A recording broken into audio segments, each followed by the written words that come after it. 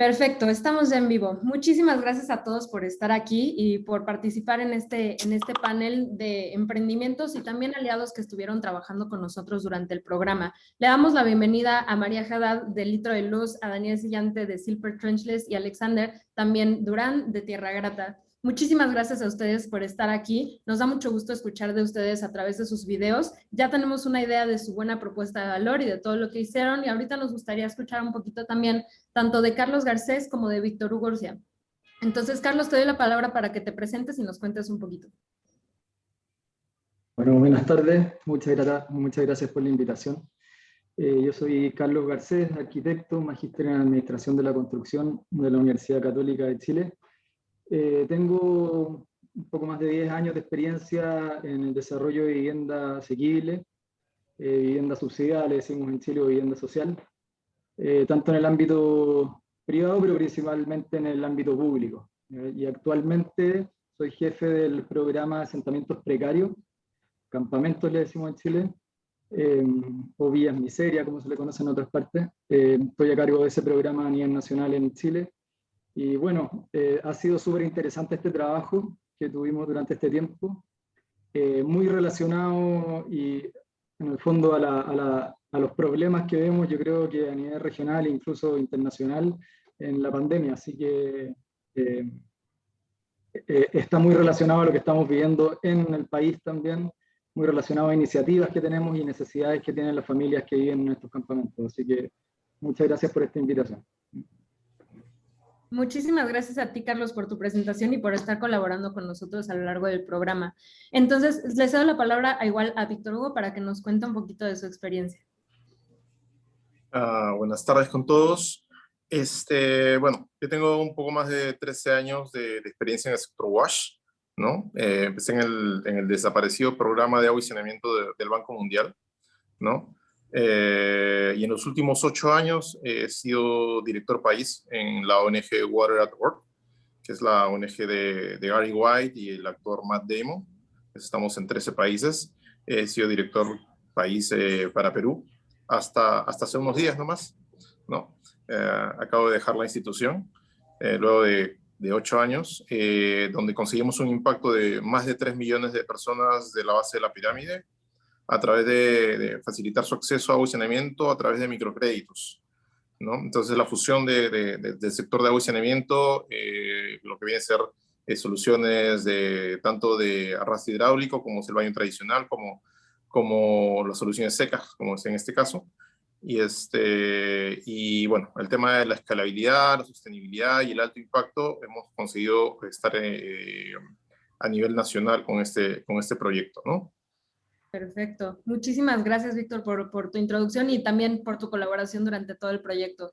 Como saben, este panel está conformado por aquellos actores que son aliados a la construcción. Ustedes no están necesariamente construyendo las viviendas ni están en esa parte, sino que están en todas las partes que tienen que ver con qué se necesita para no solo tener 4 paredes y un techo, sino realmente los servicios adecuados alrededor de toda la vivienda. Entonces, empezaremos un poco con los emprendimientos que tenemos aquí presentes el día de hoy. Me gustaría escuchar un poco de cómo su solución complementa, ¿no?, a esta construcción de vivienda o estas viviendas accesibles de las cuales nosotros hemos hablado a lo largo del año que hemos participado juntos y a lo largo de este evento. Entonces, les cedo primero la palabra a Camilo Herrera de parte de Litro de Luz para que nos cuente un poquito acerca de cómo su solución hace este complemento. Daniela, muchas gracias. Buenos días para todos. Nosotros en Litro de Luz lo que hacemos como complemento para todos estos nuevos proyectos de vivienda, específicamente en países que están en vías de desarrollo, es que proveemos una solución que es muy asequible y muy económica de alumbrado público para estas comunidades. Y lo hacemos a través de postes de luz que construimos con energía solar de muy bajo costo, y estamos presentes prácticamente en toda América Latina. Adicional, también digamos que proveemos una red inalámbrica de acceso a Internet para poblaciones que están en la ruralidad de los países y que no cuentan con servicios de energía, de telecomunicaciones o de iluminación específicamente. Perfecto, Camilo. ¿Y nos podrás contar un poquito de cómo ustedes se diferencian de la alternativa, digamos, convencional? ¿Por qué ustedes pueden llegar a estas comunidades cuando otras soluciones no lo logran? Claro, mira, nosotros específicamente estamos desarrollando un producto que puede ser construido con materiales que están disponibles en cualquier lugar del mundo. Entonces, tenemos muchos elementos de reciclaje y tenemos una tecnología que es plug and play, en donde cualquier persona, digamos, que puede participar en la construcción de la infraestructura sin tener una habilidad previa adquirida en ingeniería o en temas de construcción. Entonces, es un approach muy interesante en donde entre los miembros que están en las comunidades construimos postes de luz y desplegamos redes de acceso inalámbrico a Internet de una manera muy rápida y muy económica. Perfecto, muchísimas gracias, Camilo. Y todos sabemos que la conectividad y la energía en estas comunidades puede hacer toda la diferencia entre una comunidad aislada y una comunidad que tiene acceso a muchos otros servicios, ¿no? Entonces, muchísimas gracias, Camilo, por eso. Me dirijo ahora a Daniel, de parte de Silper, que también nos puede hablar de cómo su tecnología ha llegado a complementar a esta vivienda y cómo se diferencia, ¿no? De las que podrían haberlo hecho, pero no lo han logrado. Claro, gracias Dani. Bueno, saludos a todos. Nosotros en Silper instalamos redes de alcantarillado y saneamiento en comunidades que ya hayan sido desarrolladas. ¿A qué me refiero?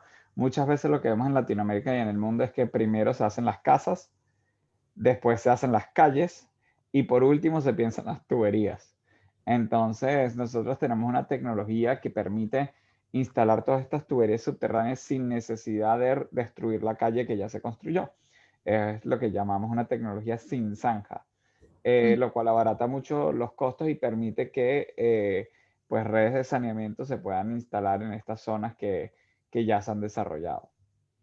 Perfecto, Daniel, muchísimas gracias. Y finalmente paso con Alexander de Tierra Grata para que nos cuente un poquito ustedes cómo complementan esta vivienda accesible.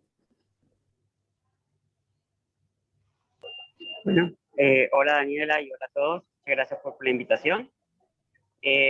Nosotros trabajamos específicamente en zonas rurales, con baños secos, son baños ecológicos, como lo mencionaba Víctor, otra alternativa, digamos, para lograr el saneamiento. Y nos hemos concentrado justamente en las zonas rurales porque son las de más difícil o los mayores números de falta de saneamiento están allí, en las zonas rurales. Y las soluciones tradicionales casi siempre están pensadas para las zonas ciudades, ¿no? Un alcantarillado, un sanitario que funciona con agua.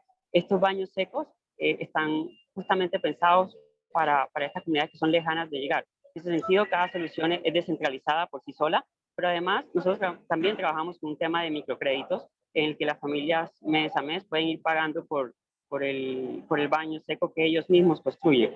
En ese sentido, nuestro microcrédito está basado un poco en esas finanzas basadas en la confianza. Nosotros llegamos a lugares muy lejanos donde las familias tienen mucho miedo de aventurarse a créditos bancarios y con nosotros generamos una estrategia de confianza muy inspirada un poco en la metodología y en los libros de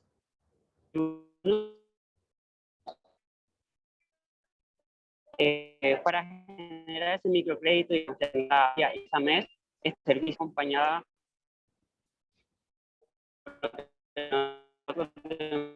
de guardianes del agua, son ellos mismos instalan, nos ayudan a instalar y en una primera instalación podemos hacer Te perdemos un 50 poco, Alexander, baños escuchamos con la bien. compañía de ellos. En una segunda etapa ya... Dime, por favor. Te estamos perdiendo un poco, Alexander, pero entendemos un poco acerca de cómo todos los aliados que tienen dentro de estas comunidades para traer a todos estos servicios. Perfecto, Sí, esperemos. básicamente las mismas comunidades.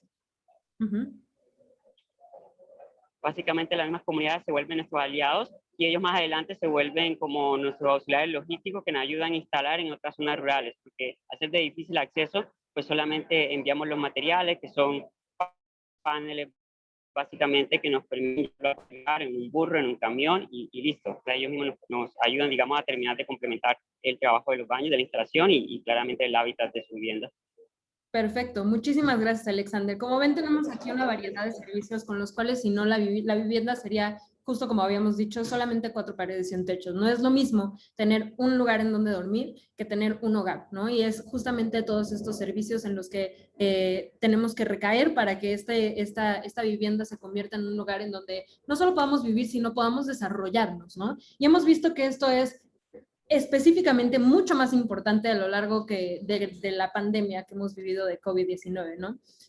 Conforme la gente va pasando más tiempo en su casa, más es necesario que estas personas tengan todos los servicios necesarios para vivir y desarrollarse, no solo personalmente, sino profesionalmente también, ¿no?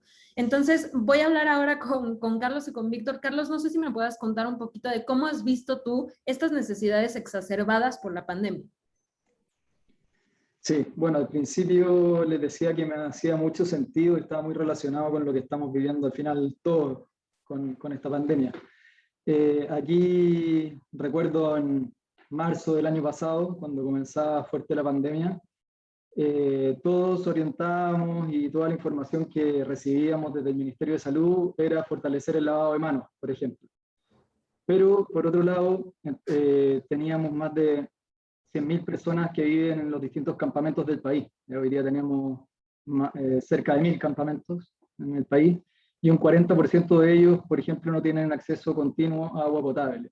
Entonces, ¿cómo fomentábamos el lavado de manos a familias que no tenían acceso a un suministro continuo de agua potable? Ese era el principal problema que nos enfrentamos. Además, a nosotros como país se nos unió un fuerte flujo migratorio que estamos viviendo desde el año 2015. Entonces, ahora estos últimos años nos hemos enfrentado a una situación, la verdad, que es bien histórica en la cantidad de familias que viven en campamentos y por lo mismo no tienen todos los servicios básicos. Entonces, generar este tipo de innovaciones, de proyectos que permitan mejorar el estándar de habitabilidad, mientras siguen viviendo en una situación irregular quizás, es fundamental. Mientras, paralelamente, trabajamos con ellos en una solución habitacional definitiva, ¿ya? En Chile tenemos esa posibilidad, hacemos una inversión importante del PIB del país al final, en subsidiar las soluciones habitacionales definitivas, pero lamentablemente no son soluciones de corto plazo. De hecho, en el programa Campamento nos demoramos cerca de 8 o 9 años, en algunos casos, cuando la solución es vía urbanización. Un poco lo linkeo ahí con las posibilidades que nos exponía Daniel de Silper. Súper interesante, o sea, una vía importante por la que nosotros damos solución a los campamentos en Chile es urbanizando territorios que ya están consolidados y ocupados hace mucho tiempo. Y por lo mismo, el estándar de vivienda ya es un poquito mejor, pero le falta la solución, la urbanización, es decir, llegar con los servicios básicos. Entonces, este tipo de innovaciones nos hacen mucho sentido, sobre todo hoy día. Perfecto, sí, totalmente, Carlos. Es difícil, ¿no? Nosotros teniendo una vivienda, pensar en algo tan sencillo como lavarse las manos, ¿no? Pero definitivamente es algo importantísimo que ya era importante, ¿no? La pandemia, como siempre decimos, la pandemia vino a exacerbar muchos de los problemas que ya existían. Nada es nuevo, solamente hay una necesidad cada vez más urgente de resolverlo. No sé, Víctor, si quieres comentar. Si me permites agregar algo, que yo creo que ya también un servicio básico es el Internet. O sea, Claro. es algo que es básico ya para todas las comunidades. O sea, no podemos hablar solo de agua potable, alcantarillado para la agua servida o luz. El Internet hoy día es un servicio básico y es algo que también nosotros hemos tratado de complementar dentro de las obras que ya estamos haciendo para mejorar esta habitabilidad primaria, le decimos nosotros. ¿Ya? ¿Cómo mejoramos este estándar de habitabilidad? O sea, hoy día el Internet, Sí, claro, que ya sobre todo para reforzar la educación de los niños que no pueden ir a las escuelas, es fundamental. Entonces yo creo que también hay que considerarlo como un servicio básico. Eso. definitivamente. No sé si, Víctor, tengas algún complemento antes de pasar a Víctor de Luz, que estoy segura que nos puede decir un poco más acerca de esta necesidad por el Internet. Bueno, en el caso de la pandemia, como decías, sí, pues el lavado de manos es el primer escudo frente a la pandemia, ¿no? Y eso es lo que se incrementó mucho más esta necesidad, ¿no? En el caso de Perú, Lima, que tiene la tercera parte de la población, los camiones cisternas que llegan, porque no hay las zonas de la base de la pirámide no tienen muchos de ellos redes de agua y desagüe. Entonces el camión cisterna dejó de llegar un día, 2 días, donde se compraba el agua. y eso afecta tremendamente y los hace más vulnerables a las poblaciones que viven en estas zonas no planificadas, donde no ha habido planificación urbana, ¿no? Entonces, sí, la pandemia ha desnudado muchas cosas que andaban mal, entre ellos el tema del agua, el tema de salud, el tema de camas, etcétera, pero nos lleva a reflexionar de la importancia, ¿no? En el caso de Lima, sobre todo yendo a los sistemas secos que se menciona, porque somos la segunda ciudad poblada en un desierto más grande en el mundo, después del Cairo. Así que nosotros vamos a sufrir y vamos a tener que innovar en temas de saneamiento, donde el consumo del agua se reduzca y las tecnologías secas como las que trabajan en estos proyectos, pues van a tener que ser mucho más aceptadas, van a tener que innovar mucho más, Claro. porque es lo que se viene. Definitivamente, y como dices, el COVID no es el primer virus que hemos visto en la historia de la humanidad, ¿no? Solamente es el que ha resaltado todas las necesidades. Y definitivamente es el que nos ha acelerado algunos derechos que antes quizá estaban empezando a ser considerados derechos, pero todavía no lo eran, como el Internet, ¿no? Que facilita todo tipo de diferentes derechos, ¿no? Incluyendo, como habían mencionado, el derecho a la educación. No sé si María, la otra representante de Litro de Luz, nos pueda contar un poquito más de esta necesidad que se ha exacerbado por el Internet en la pandemia. Bueno, pues yo creo que Carlos tiene la razón y es que el Internet se ha vuelto en un servicio básico y pues la pandemia, digamos que como tú lo dices, pues ha exagerado un poco esa necesidad por el Internet. Y esto se ve más pues reflejado, digamos, en estas comunidades de los países en desarrollo que sin duda alguna su vida quedó completamente estancada en esta pandemia. Entonces, esto no solo, pues digamos que conlleva, digamos, a que las personas no puedan realizar ciertas actividades, sino también a que el desarrollo se vea estancado, el desarrollo completo de un país, porque los niños no pueden pues asistir al colegio, digamos las personas mayores no pueden realizar sus trabajos desde casa porque simplemente no tienen cómo ni las herramientas para poder pues realizar sus actividades diarias. Entonces, acá, y pues me imagino que eso pasó en la mayoría de los países de América Latina, fue que las personas de bajos recursos no pudieron parar o pues digamos encerrarse en sus casas para disminuir el contagio en la pandemia, porque su vida depende del salir pues al día a día a realizar sus trabajos. Entonces yo creo que sí es un tema importante que las personas tengan acceso a Internet para poder realizar todas las actividades desde su casa. Perfecto, muchas gracias María. Y sí, totalmente cierto. Como decíamos, no solo es el derecho al Internet, es el derecho a la educación, el derecho a la vida, el derecho a la salud, ¿no? Todos afectados por estas necesidades que son, como decíamos, ¿no? Muy difíciles de considerar desde una posición de privilegio, ¿no? Y cuando hablamos de privilegio no hablamos del 1 o 2% de la población, sino de aquellos que estamos cómodamente en este momento desde nuestras casas trabajando, ¿no? Entonces, muchísimas gracias a todos por sus perspectivas y por todo el trabajo que ustedes hacen para facilitar que esta situación sea mejor, que ustedes sean aquellos complementarios a la vivienda accesible y que ustedes no solo garanticen 4 paredes y un techo, como les decía, sino una calidad de vida. Eso es esencial y es ahí en esa dirección en la cual tenemos que seguir avanzando. Por lo pronto se nos acaba el tiempo. Muchísimas gracias, Carlos, Víctor, Daniel, Camilo y María y Alexander, que desafortunadamente tuvo un problema de conexión. Nos seguiremos en el evento y nos dio mucho gusto verlos aquí.